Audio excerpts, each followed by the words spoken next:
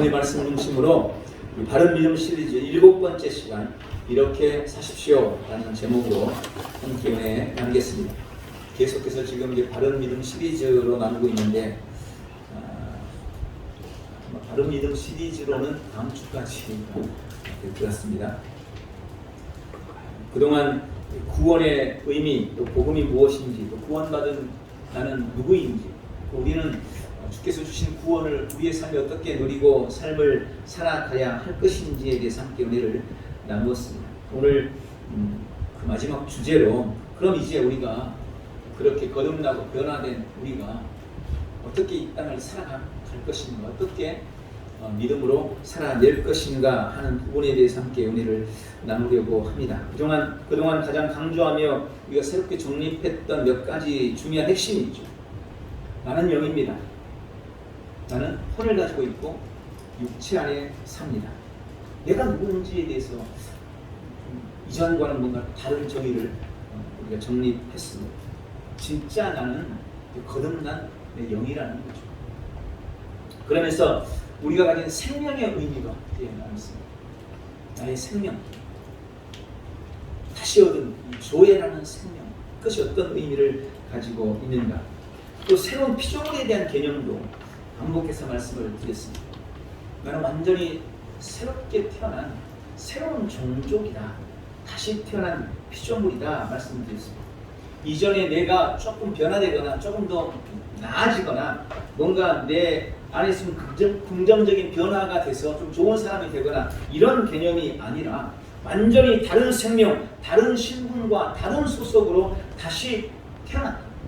완전히 바뀌었다라는 부분에 대해서 계속해서 말씀을 드렸습니다. 이 부분을 이해해야 우리가 주님이 약속하신 은혜와 축복들을 우리의 삶에 누릴 수 있다는 것을 말씀을 드렸죠. 성경이 말씀하신 이런 여러 변화들, 이런 변화들은 우리 영 안에서 일어난 변화들이고 그 영이 진짜 나이고 우리가 나 자신을 바르게 이해하면 그리고 내 영을 활성화시키고 영으로 기능하는 삶을 살게 되면 이게 되게 중요해요. 영으로 기능하는 삶을 살게 되면 옛날 아담과 하와가 하나님이신 그 생명으로 온 땅을 통치하고 정복하고 다스리며 지배했던 것처럼 내가 내 거듭난 내 영 그리고 내 안에 있는 이 생명을 가지고 영으로 기능하는 삶을 살게 되면 우리는 우리의 삶에서 왕노릇하며 통치자로서 이 땅을 승리할 수 있다고 말씀을 드렸습니다. 우리의 신앙 생활이라는 것은 바로 그러한 성장의 과정인 것입니다. 아이가 갓 태어났을 때 갓 태어난 아이도 사람이에요. 이건 반쪽짜리야 이렇게 말하지 않아요. 갓 태어나도 완전한 사람입니다. 그러나 갓 태어난 아이는 제목 하나 가릴 수도 없죠. 우리 기우도 지금 많이 컸지만 아직 여전히 뭐죠? 거기 앉아서 누워서 이러고 있어야 되고 엄마가 다 기저귀 갈아줘야 되고 우유 먹여줘야 되고 그러지 않으면 규는 하루도 살 수가 없어요. 그런 과정을 겪어서 점점 성장해 가는 겁니다. 그러나 이제 두고 보세요. 우리 교가 몇 년만 지나면 아마 온 교회를 뛰어다니면서 활개치고 다닐 거예요. 자기가 또 자기 나름대로의 삶을 살고 누릴 건 누리고 저기 우유도 빼먹을 수도 있고 아이스티도 혼자 타먹고 뒤에 있는 사탕들 막 주머니에 슬쩍슬쩍 담아가가지고 집에 가서 먹어야지 이럴 수도 있고 이러면서 사람으로서 자기가 가진 어떤 누릴 수 있는 권리들을 누려나가는 거죠. 우리는 지금 신앙 안에서 그런 영적인 과정들을 겪고 있는 것입니다. 그러기 위해서 우리는 교회 공동체로부터 함께 배우고 믿음의 사람들로부터 함께 배우고 또 공부해 나가면서 성장해 나가야 되는 거죠. 오늘 말씀은 바로 그러한 성장에 초점을 맞추어서 나누도록 하겠습니다. 우리는 무엇으로 사는가? 어떻게 사는가? 첫 번째, 성도는 성령으로 말미암아 살아가는 사람들입니다. 여러분, 하나님께서 우리 한 사람 한 사람을 바라보시면서, 우리 인생 한 사람 한 사람을 바라보시면서 가장 원하시는 것이 무엇일까요? 그건 말할 것도 없이 바로 구원받는 것입니다. 하나님은 우리 영혼들을, 우리 인생들을 바라보면서 구원받았으면 좋겠다, 다 구원받기를 정말로 간절히 바라고 있습니다. 그것이 우리 인생을 향한 가장 분명하고 가장 명백하고 가장 간절한 하나님의 뜻입니다. 그 일을 위해서 구약의 수많은 짐승들이 제물로 바쳐졌고, 그 일을 위해서 예수님이 이 땅에 오셨고, 그 일을 위해서 예수님이 십자가를 지시고 돌아가셨고, 그리고 부활하신 것입니다. 다 구원을 위해서였습니다. 그렇게 받은 구원입니다. 자, 그러면 그렇게 우리에게 구원 주신 그 주님, 그 하나님, 그 하나님께서 우리에게 바라는 두 번째는 뭘까요? 두 번째 우리에게 원하시는 것, 저는 그것이 바로 성령을 받는 것이라고 믿습니다. 왜냐하면 성령님이 아니고서는 우리가 얻은 이 구원을 우리의 삶에서 온전히 누릴 수가 없기 때문에 그렇습니다. 극단적으로 말하면, 그래서 우리가 성령을 받지 않아도 구원받을 수도 있을 거예요. 성경에도 보면 너희가 믿을 때 성령을 받았느냐? 아니요, 우리는 성령이 있음을 듣지도 못했습니다. 그분은 구원 받았어요. 그러나 성령을 받지 못했어요. 그럼에도 구원은 받을 수 있어요. 그렇게 신앙생활 하다가 천국 갈 수도 있을 겁니다. 극단적으로 말하면 그래요. 그러나 우리가 성령을 받지 않으면, 성령의 능력을 덧입지 않으면, 하나님께서 영혼의 구원 말고 우리의 삶에 약속해 주신, 허락해 주신 그 엄청난 구원의 은혜들을 절대 누릴 수가 없는 것입니다. 우리는 이 땅에서도 주님이 이루신 구원을 누리고 승리하는 삶을 살아내야 하는데, 그러기 위해서는 반드시 성령의 능력을 입어야 한다는 것입니다. 누가복음 24장 49절에 보면 부활하신 예수님께서 40일 동안 땅에 계시면서 성도들을 만나셨습니다. 그리고 마지막 승천하실 때 하신 말씀이 기록되어 있는데, 여기 그렇게 말씀하셨어요. 볼지어다 내가 내 아버지께서 약속하신 것을 너희에게 보내리니 너희는 위로부터 능력이 입혀질 때까지 이 성에 머물라 하십니다. 예수님이 마지막 하늘나라로 천국으로 올라가시면서 마지막 당부가 바로 이 말씀이었습니다. 내가, 하나님께서, 아버지께서 약속하신 성령을 너희에게 보내실 것이다. 그러니 그 능력이 너희에게 입혀지기 전까지는 절대 예루살렘을 떠나지 말고 여기서 머물러서 그 성령을 기다리라. 왜 예수님께서 능력이 입혀질 때까지, 성령이 오실 때까지 기다리라고 말씀하셨던 걸까요? 성도로서의 삶을 살기 위해서는 성령의 능력을 덧입지 않으면 그 일이 불가능하기 때문에, 성령께서 오셔서 돕지 않으면 우리는 참 성도로서의 삶을 살 수 없기 때문에 그랬던 겁니다. 주님이 그 사실을 너무나 잘 알고 계셨습니다. 신약 성경에서는 성령을 받을 때 일어나는 놀라운 일들을 저는 크게 두 가지로 말씀하고 있는 것을 보았습니다. 첫 번째, 성령을 받을 때 어떤 일이 생기는가? 사도행전 1장 8절에 성령님을 받으면 권능을 받게 됩니다. 오직 성령이 너희에게 마시면 너희가 권능을 받고, 성령이 오시면 권능을 입게 됩니다. 우리는 그 권능으로 복음의 증인이 되고 우리가 사는 이 세상에서 기적의 삶을 살 수 있게 되는 것입니다. 그리고 실제로 예수님의 제자들도 그 성령의 능력을 덧입고 놀라운 일들을 행했고 수많은 영혼들을 건져냈으며 순교의 길을 마다하지 않고 승리자의 삶을 살았던 것을 보게 됩니다. 이 성령의 세례, 성령의 충만함은 그저 우리가 믿을 때 우리 안에 오시는 성령의 내주와는 다른 의미입니다. 성령의 세례, 성령의 충만함은 우리가 사모하고 기도함으로 누리는 은혜임을 기억하시고 날마다 이 성령의 충만함을 사모하시기 바랍니다. 두 번째, 성령에 보면 성령이 오시면 어떤 일이 벌어지는가? 우리 안에서 생수의 강이 끊임없이 흐르게 된다고 말씀하십니다. 요한복음 7장 37절부터 39절에 예수님께서 이 사실을 약속하셨습니다. 아직 성령이 오시지 않았는데 예수님께서 말씀하셨어요. 성령이 오시면 너의 배에서 생수의 샘이 끊임없이 솟아날 것이다. 그리고 구약에서 이사야 선지자는 그것을 가르쳐서 구원의 우물들이라고 표현을 했습니다. 우리 안에 성령님이 계시면 그것이 마치 구원의 우물처럼 우리 뱃속에서부터 우물에서 우리가 물을 길어내듯이 생수가 끊임없이 솟아났어. 우리가 그 생수로 말미암아 인생을 승리하는 삶, 마르지 않는 삶, 그런 은혜와 은총을 누리면서 살 수 있다고 말씀하시는 것입니다. 성령님은 거듭난 우리 성도들에게 은혜와 축복의 우물이 영원히 마르지 않고 솟아나는 생물이 되신다는 것을 기억하시기 바랍니다. 이것을 우리가 분명히 안다면 우리가 예수님을 믿고 가장 먼저 사모해야 될 것은 바로 성령의 충만함입니다. 성령을 받는 삶, 성령으로 말미암는 삶을 살아가야 한다는 것입니다. 특별히 우리가 하나님의 은혜, 구원의 은혜를 온전히 누리기 위해서는 우리가 성령으로 말미암아 특별히 성령 안에서 기도해야 된다고 권면하고 계십니다. 예배서 6장 18절에 성령 안에서 기도해라.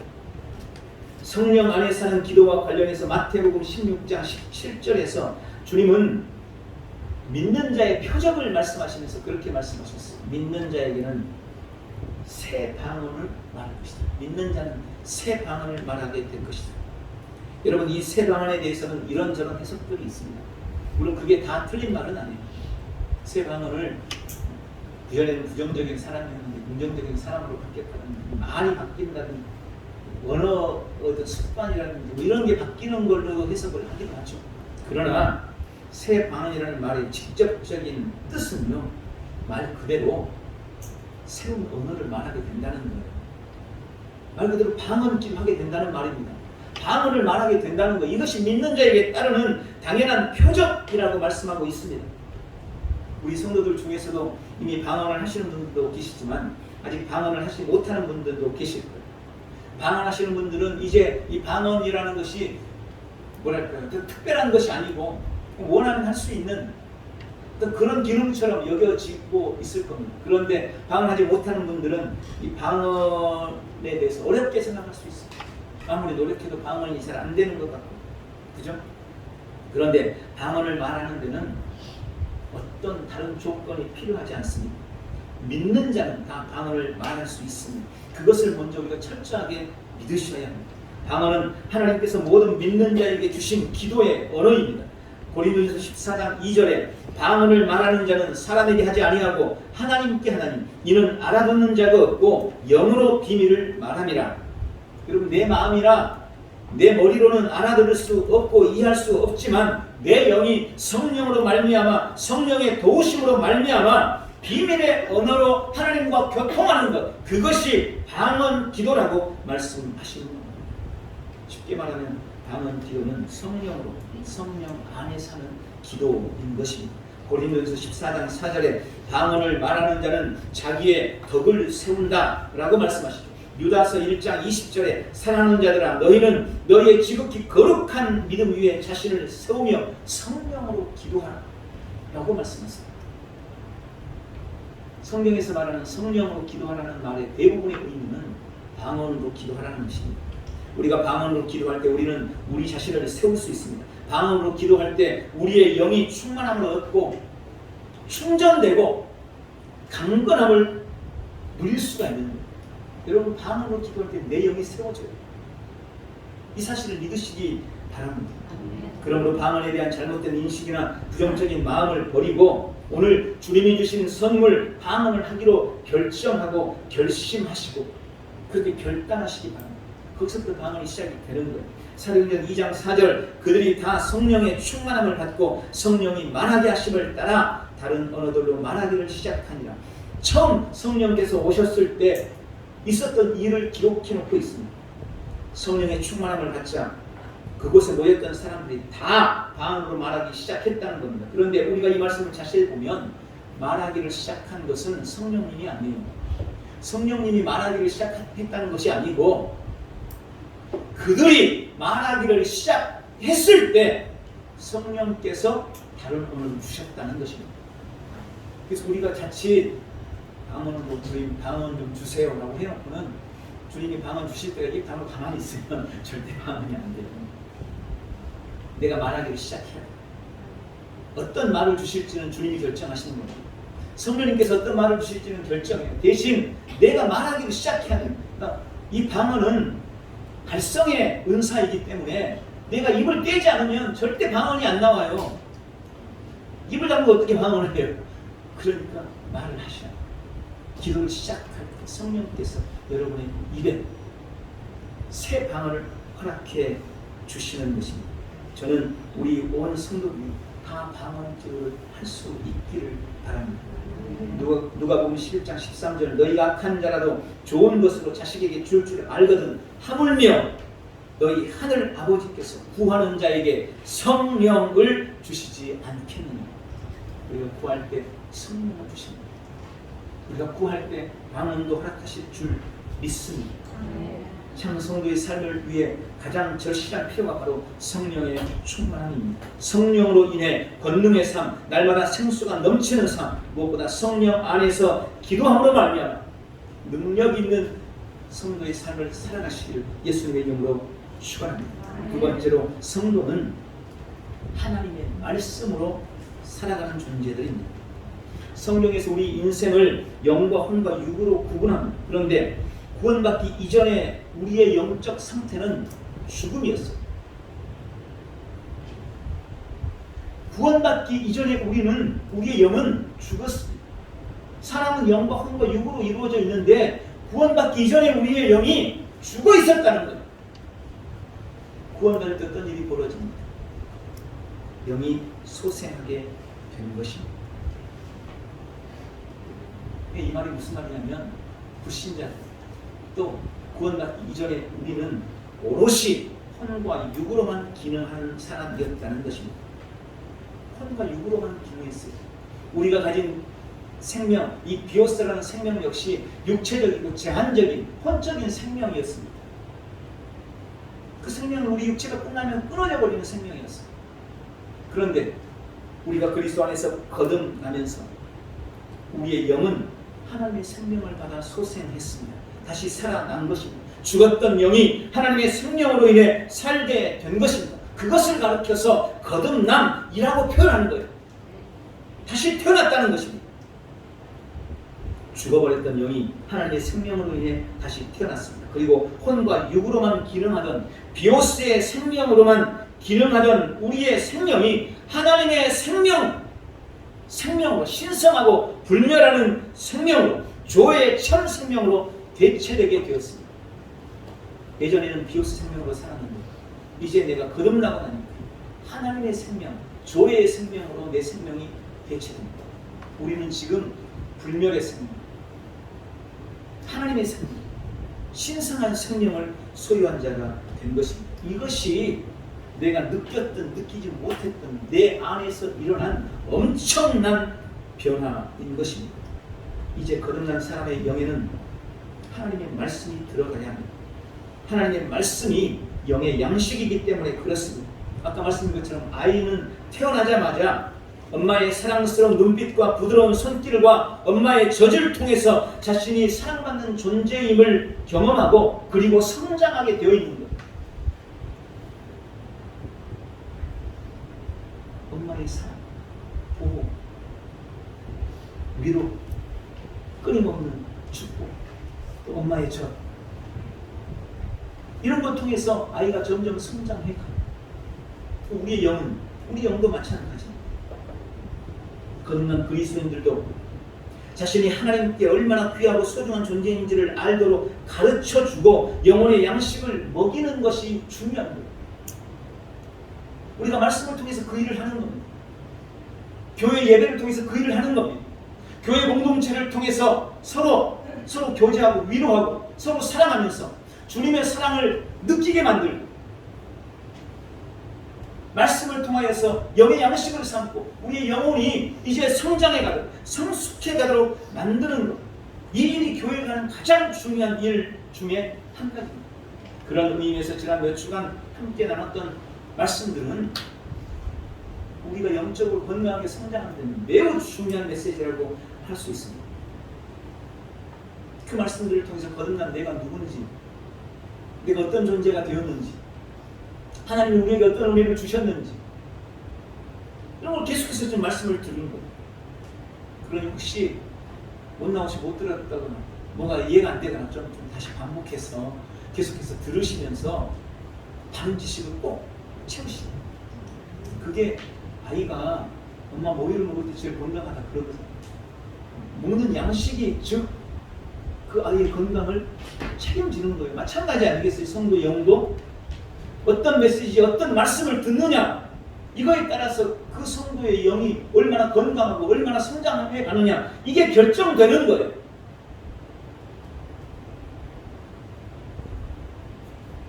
자, 그런데 그럴 수 있어요. 우리가 그런 말씀을 들으면서 이 복음과 새로운 피조물로서의 어떤 계시나 말씀에 대해서는 동의를 하죠. 실제로 우리의 삶의 자리에서는 자꾸 그게 이루어지지 않기 때문에 이런 부분이 자꾸 갈등하고 번민하게 되는 것입니다. 실제로 우리의 삶의 자리에서는 내가 가진 그런 어떤 영적인 신분, 놀라운 구원의 은총들이 잘 누려지지를 못하는 거예요. 말씀대로 하면 아프지 않아야 되는데 아프고, 말씀대로 하면 부유하고 하나님의 상속자로서의 삶을 살아야 되는데 여전히 가난한 것 같고, 시온의 대로가 늘 열리는 형통함을 누려야 되는데 그러지 못하고 있고, 그런 사이에 자꾸 갈등하고 고민하는 것입니다. 매우 당연한 거예요. 인생을 살아가는 것이 그렇게 간단하지가 않고, 또 성경도 그저 몇 번의 설교로 인해서 다 이해되고 깨달을 만큼 쉽고 가볍지 않아요. 너무 쉽게 생각하시면 안 됩니다, 여러분.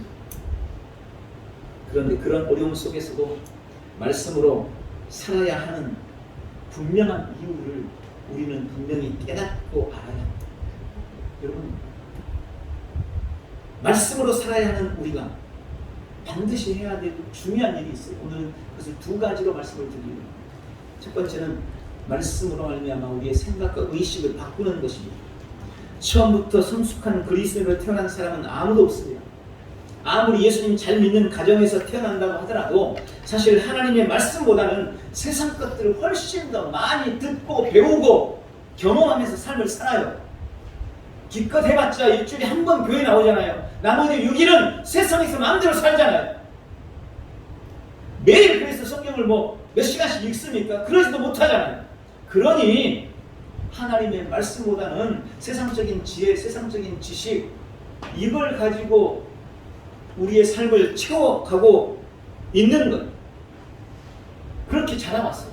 더더군다나 어렸을 때는 교회 다녀보지도 않고 성인이 돼서 예수님을 믿는 사람들은 이제 예수님을 믿어서 영은 거듭났지만 혼과 몸이 온통 세상으로 가득 차 있기 때문에, 그죠? 이전의 세상의 육신적인 것들, 혼적인 것들, 이것들로 여러분의 삶이 가득 채워져 있는 거예요. 영은 거듭났지만 이제 간단한 얘기로 이제 태어난 거고, 혼과 육은 이만큼 거대한 장성한 얼음으로 지금 서 있는 거예요. 그러니 이 작은 영이 여러분의 혼과 육체에 영향력을 미치는 게 너무나 어렵고 쉽지가 않다는 것입니다. 이걸 먼저 우리는 인정하셔야 돼요. 그래서 거듭난 우리가 가장 먼저 해야 될 일은 우리의 생각, 우리의 의식을 하나님의 말씀으로 바꾸어 나가야 하는 것입니다. 거듭났지만, 영적으로 살아나긴 했지만 그 영 안에는 아직 하나님의 말씀이 들어가 있지 않습니다. 거듭났지만 여전히 사고방식이나 생각은 변하지 않았고 혼과 육은 세상의 불신자와 다르지 않습니다. 예수 믿었더니 그 다음날 갑자기 막 담배 마시고 끊기고 술은 쳐다보기도 싫고 영화나 TV 같은 거 보지도 않고 이렇게 되던가요? 아니에요. 육과 혼이 계속 그걸 여전히 요구하고 원하고 있는 거예요. 그런 속에서 우리의 영혼이 그걸 지배하고 다스린다는 게 절대로 쉽지가 않은 것입니다. 그러니 많은 성도들이 그렇게 생각하는 게 있었어요. 천국은, 구원은 육체가 죽은 다음에 이 말 안 듣고 이 다스리기 힘든 육체가 죽은 다음에 그때 영혼은 그냥 천국에 가는 것, 그게 구원이지. 이 땅에 사는 날 동안에 나는 이미 글렀어. 이 육체를, 내가 가진 이 사고방식을, 내가 오랫동안 살아오면서 굳어졌던 이 몸을 나는 도저히 이길 수 없을 것 같아. 주님, 그냥 이 땅에서는 그럭저럭 살다가 나중에 천국에나 갈래요. 아쉽게도 많은 사람들이 이렇게 생각을 하고 있다는 겁니다. 그래서 다시 한번 여쭤봅니다. 그럼 그렇다고 해서 정말로 그렇게 계속 영적 어린아이로 살면서 주님이 주신 그 놀라운 은혜와 축복을 누리지도 못하고 예수님을 믿는다고 하면서 여전히 불신자와 똑같이 그렇게 세상에서 병들고 고통당하고 가난한 불행한 삶을 살다가 죽을 거냐는 겁니다. 여러분, 예수 믿으면서 정말 그렇게 끝까지 살고 싶으셔요?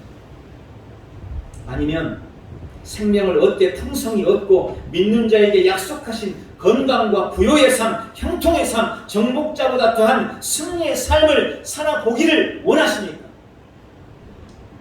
만약 여러분이 목사님, 난 그냥 예전처럼 그렇게 살다가 그냥 나중에 죽어서 천국이나 갈래요, 이렇게 살 것 같으면 그냥 이 시간 대충 귀 막고 앉아 계시다가 가시면 돼요. 그렇지 않고 정말 내가 믿는 자로서 예수님이 약속하신 생명을 얻게 풍성히 얻는 삶, 이 땅에서 정복자보다 더한 넉넉히 세상을 이기는 삶, 세상을 정복하고 다스리는 참 성도로서의 삶을 살기를 원하신다면 집중해서 이 말씀을 잘 들으시기를 바랍니다.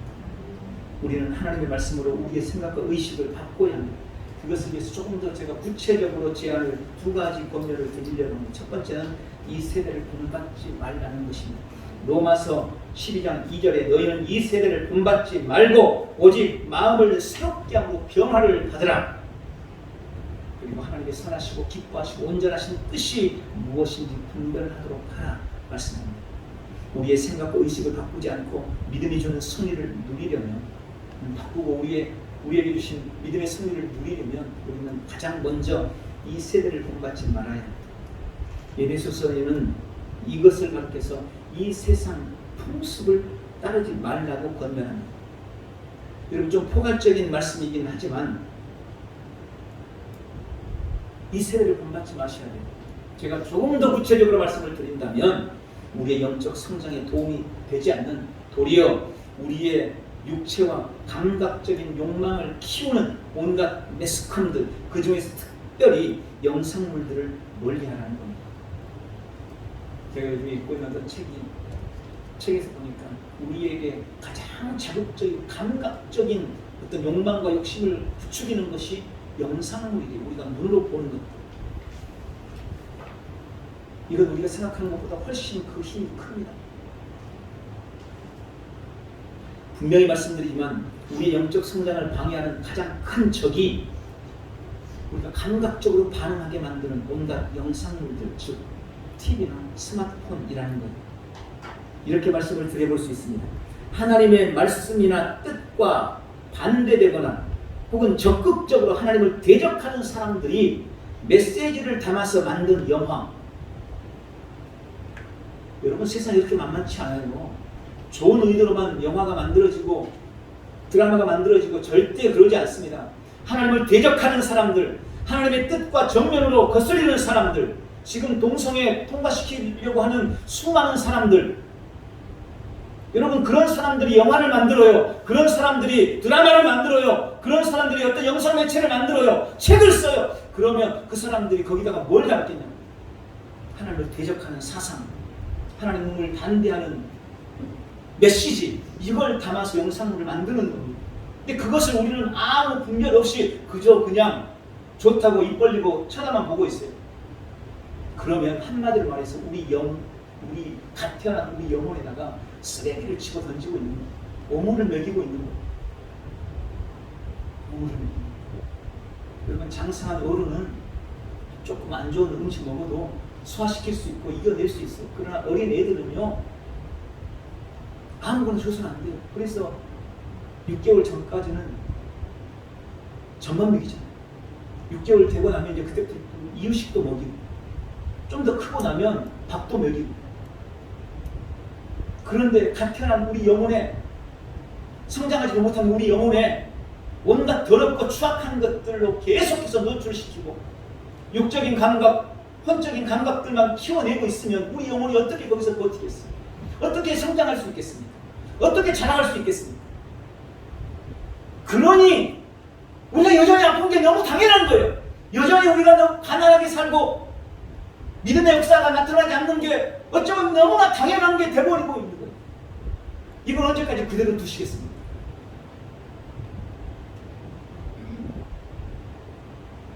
생각과 행동, 보는 것과 읽는 것, 이것을 이전과 똑같이 하면서 내 삶에는 열매가 맺히고 영적인 풍성한 은혜를 누리기를 기대하는 것은 망상일 뿐인 겁니다. 세대를 만나지 마셔야 합니다. 세상 풍속은 절대 우리 편이 아닙니다. 이 세대를 본받기를 거절합니다. 우리의 의식과 생각을 말씀으로 바꾸어 가시길 주님의 이름으로 축원합니다. 두 번째로 우리는 하나님의 말씀을 끊임없이 묵상하셔야 됩니다. 시편 1편 1절 2절에 복 있는 사람은 2절에 오직 여호와의 율법을 즐거워하여 그 율법을 주야로 묵상하는 것. 우리가 하나님의 말씀으로 생각과 의식을 바꾸기 위해서는 하나님의 말씀을 주야로 묵상해야 됩니다. 우리가 묵상해야 될 하나님의 말씀을 신약에서는 세 가지 단어로 표현했어요. 사도행전 5장 20절이나 빌립보서 2장 16절에서는 생명의 말씀, 사도행전 20장 32절이나 사도행전 14장 2절에서는 은혜의 말씀, 그리고 로마서 10장 8절이나 디모데전서 4장 6절에서는 믿음의 말씀. 여러분, 하나님의 말씀을 생명의 말씀 혹은 은혜의 말씀 그리고 믿음의 말씀이라고 표현했습니다. 이런 말씀들을 우리가 계속해서 묵상해야 한다는 것입니다. 그럴 때 우리의 의식과 우리의 생각이 바뀌고 하나님의 은혜와 축복을 누리는 삶을 살아갈 수가 있는 것입니다. 구약에 보면 모세를 이어서 여호수아가 이스라엘의 지도자가 되었습니다. 그리고 수많은 이스라엘 백성들이 이끌고 가나안 목전에 섰어요. 그는 두려울 수밖에 없었습니다. 모세는 하나님을 대면해서 만난 사람이었어요. 그런데 자기는 그러지도 못해요. 자기는 능력이 없어요. 그런데 지금 수많은 이스라엘 백성들이 이끌고 가나안 땅을 정복해야 돼요. 가나안은 너무나 크고 두려워요. 네피림들이에요. 여리고 성만 해도 도저히 넘을 수 없는 산과 같은 성이에요. 그런데 수많은 이스라엘 백성들이 이끌고 그 땅을 정복해야 되니 여호수아가 얼마나 두렵겠습니까? 그래서 두려움에 떨고 있을 때 하나님께서 나타나셨습니다. 그리고 주신 말씀, 내가 승리의 비결을 너에게 알려주마. 그리고 주신 말씀이 오늘 우리 함께 읽은 여호수아서 1장 8절 말씀인 것입니다. 이 율법책을 네 입에서 떠나지 말게 하면 주야로 그것을 묵상하여 그 안에 기록된 대로 다 지켜 행하라. 그리하면 내 길이 평탄하게 될 것이며 네가 형통하리라. 아니, 지금 전쟁해야 되는데, 적들과 맞서 싸워야 되는데 하나님은 한가하게 이렇게 말씀하시는 거예요. 하나님의 율법책을 입에서 떠나지 말게 하고, 그러니까 말씀이나 부지런히 읽고 묵상하고 있으라는 거예요. 지금 이게 객관적으로 맞지 않아요. 합리적으로는, 이성적으로는 말도 안 되는 말 같아요. 그런데 주님은 말씀하신 겁니다. 그것이 승리하게 합니다. 그것이 네 길을 평탄하게 만들 것이고 내 길을 형통하게 만들 것이다. 이 말씀을 네 입에서 떠나지 말게 해요. 그것을 계속해서 묵상해라. 성경 말씀을 묵상하는 것이 얼마나 중요한 일인지 오늘 여러분 마음속 깊이 깨달으시기 바랍니다. 왜 내가 말씀을 읽어야 하는지, 왜 내가 말씀을 묵상해야 되는지 깊이 깨달으셔야 돼요. 이게 없이는 절대 승리의 삶을 누릴 수 없기 때문에 그런 겁니다. 성경에서 묵상이라는 의미는 크게 세 가지입니다. 제가 언제도 말씀드렸어요. 묵상은 세 가지입니다. 첫 번째, 마음속으로 깊이 공감하고 생각하는 겁니다. 마음속으로 그 말씀을 계속해서 읽으면서 이거 공감하는 거, 그래 맞아. 그리고 계속해서 되뇌이는 겁니다. 이게 묵상의 첫 번째 의미입니다. 두 번째 의미는 묵상이란 읊조리고 중얼거리고 고백한다는 말이에요. 그 말씀을 계속해서 읊조려야 돼요. 여러분 입으로 계속해서 중얼거리는 겁니다. 여호와는 나의 목자시니 부족함이 없어. 예수는 나의 목자시니 그래 나는 부족함이 없어. 읊조리란 계속 중얼거려. 그리고 계속해서 고백하는 겁니다. 이게 묵상의 두 번째 의미입니다. 세 번째 의미, 묵상은 큰 소리로 선언하고 선포하는 것입니다. 선언하고 선포하는 게 묵상이에요.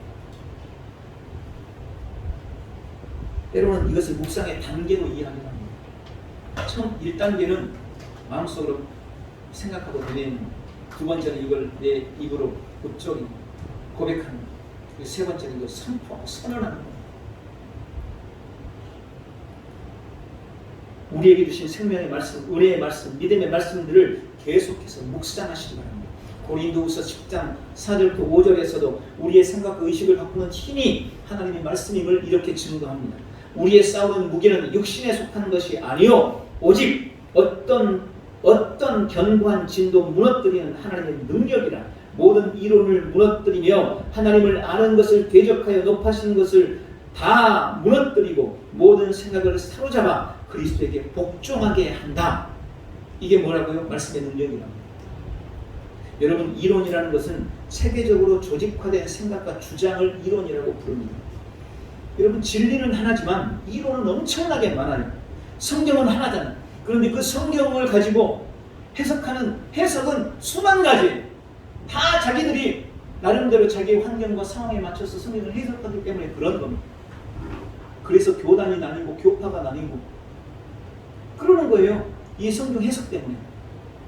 그리고 개인적으로도 마찬가지입니다. 똑같은 말씀이지만 나는 내 상황에 맞게 그 말씀을 해석하고 저 사람은 자기 상황에 맞게 또 그 말씀을 해석하는 거예요. 이런 것들이 이론이에요. 그런데 우리가 오랫동안 신앙생활을 하다 보면 자기도 모르는 사이에 자기만의 이론을 만들어요. 교회는 이런 거고, 실전은 이런 거고, 헌금은 이런 거고, 예배는 이렇게 해야 돼요. 기도는 이렇게 해야 돼요. 나름대로 이론을 만들어요. 그리고 나중에는 어떻게 돼요? 이론이 성경보다 앞서버려요. 성경대로 신앙해야 되는데 이제 자기가 만든 이론대로 신앙하는 거예요. 그리고 새로 알려줘도 안 받아들여요. 견관진이라는 것은 뭐냐면 그런 이론들이 모이고 또 반복되면서 무너뜨릴 수 없는 성과 같이 만들어진 거예요. 이게 견관진이에요. 우리 안에는 그러한 것들이 너무나 많습니다. 그런 견관진, 이건 고정관입니다. 이걸 견관진이라고 해요. 예를 들어서 내가 어렸을 때부터 병이 많아요. 특히 그런 질병, 그 질병이 있어. 고질적인 병을 앓고 있어. 기도해도 이건 안 나. 내가 수십 년간 신앙생활 해봤지만 이건 절대 안 고쳐져. 그러니까 우리는 나도 모르는 사이에 그렇게 계속 반복하는 거예요. 기도는 하고 있지만 그 병만큼은 안 돼. 이렇게 계속 내 속에서 그렇게 치고 하는 겁니다. 이게 굳어지면 이게 견관진이 되는 겁니다. 그러면 누가 와서 기도해줘도 내 마음속에서 이게 견관진이 됐기 때문에 그 질병은 고쳐지지가 않는 거예요. 우리 안에는 그런 고정관념들, 그런 견관진들이 너무너무 많이 있습니다. 그런데 그 견관진을 무너뜨리는 유일한 무기가 뭐냐? 유일한 하나님의 능력이 뭐냐? 그게 하나님의 말씀이라는 거예요. 아무리 내 안에서 그런 견관진이 진을 치고 있다 하더라도 약속의 말씀을 붙들고 그것을 계속해서 묵상하고 반복하고 이러다 보면 그 견관진이 무너지는 겁니다. 여러분, 이게 묵상이 가진 힘이에요. 그러니 하나님의 말씀을 묵상한다는 것의 중요성을 깊이 깨닫고 약속의 말씀들, 여러분의 환경과 상황을 이길 수 있는 주님이 주신 말씀들이 얼마나 많습니까? 그 말씀을 붙들고 계속해서 그것을 묵상하세요. 반복하세요. 견관진이 무너질 때까지 쉬지 마시기를 바랍니다. 하나님의 말씀만이 우리의 혼과 육으로 기능하는 생각이나 의식을 바꿀 수 있는 능력입니다. 우리의 생각은 반드시 바뀌어야, 생각이 바뀌지 않는 한, 의식이 바뀌지 않는 한 삶의 변화를 기대할 수 없기 때문에 그렇습니다.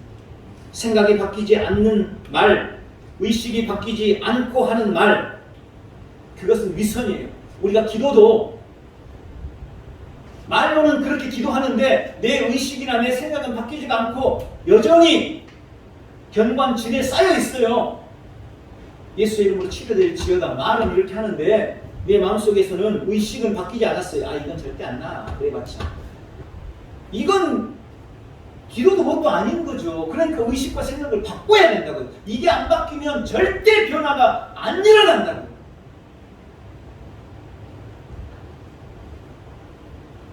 말씀을 맺겠습니다. 믿는 우리는 이제 성령으로 인해 살아야 합니다.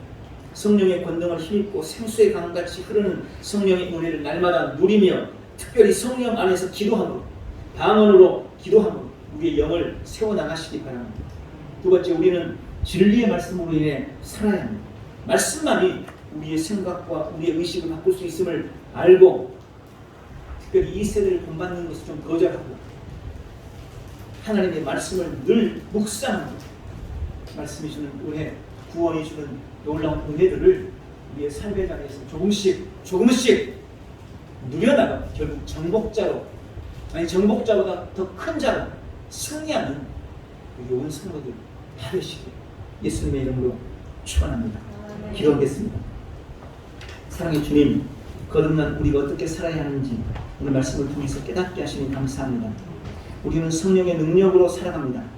권능이 넘치는 삶, 구원의 우물에서 끝없이 생수가 솟아나는 삶이 우리 성도의 삶입니다. 그것을 가능하게 하는 것이 성령인 것을 믿고 감사합니다. 주님, 우리는 하나님의 말씀으로 인해 살아가는 사람들입니다. 말씀이 우리 영혼의 양식입니다. 여전히 변화되기를 두려워하고 새로움을 거절하는 나의 혼과 육을 말씀을 통해 다스려 주옵시고 성도의 삶, 그리스도인으로서의 삶을 살아내는 우리 온 성도들 다 될 수 있도록 도와주시고 축복하여 주시옵소서. 오늘 우리 마음속에 결단하고 결심한 바가 우리의 삶에서 온전히 이루어지기를 기대하며 예수님의 이름으로 축복하며 기도하옵나이다. 아멘.